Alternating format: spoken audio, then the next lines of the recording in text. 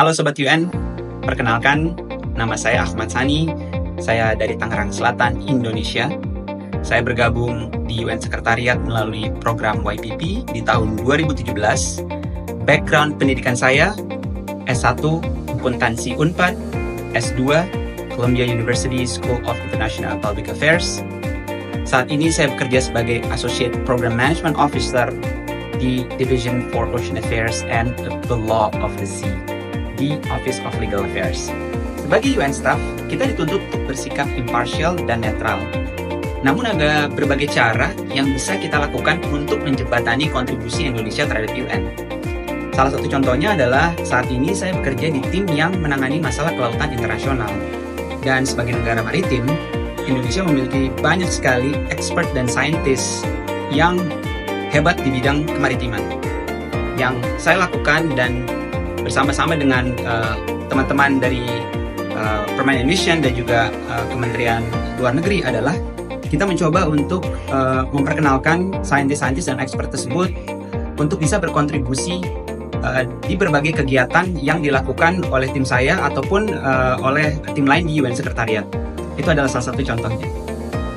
Untuk mempersiapkan YPP test, saya akan memberikan beberapa tips yang dulu pernah saya coba lakukan.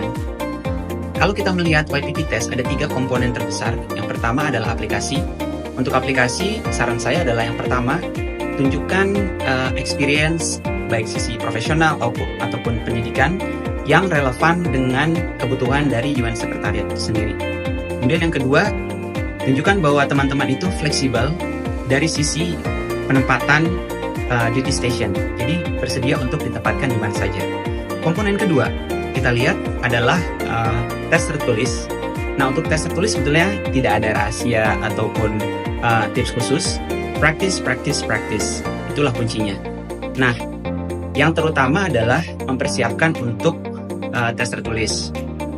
Apa saran saya? Saran saya cuma satu.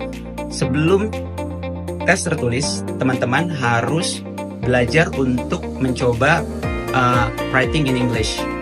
Karena terkadang itu yang menjadi batu sandungan. Nah, teman-teman harus 1 hari coba alokasikan waktu dalam sehari untuk mencoba menulis. Bisa jadi itu tulisan yang pendek seperti misalnya artikel, ataupun misalnya mencoba untuk menulis policy memo ataupun executive summary. Tapi saran saya adalah coba untuk practice writing skill at least every day sebelum tes. Kemudian yang terakhir adalah interview. Nah, kemungkinan besar interviewnya akan dilakukan secara remote. Nah, remote interview itu sedikit berbeda dengan in-person interview. Saran saya coba lihat tips-tips yang ada di internet. Tapi satu dari saya adalah ketika melakukan remote interview, teman-teman harus selalu melihat ke kamera, karena di situ akan terlihat bahwa teman-teman itu melihat ke arah interviewers. Kemudian yang kedua, teman-teman harus always remember the names of your interviewers, greet them at the beginning, dan kemudian thank them at the end. Itu sangat penting sekali, walaupun hal kecil, tapi menurut saya itu matters.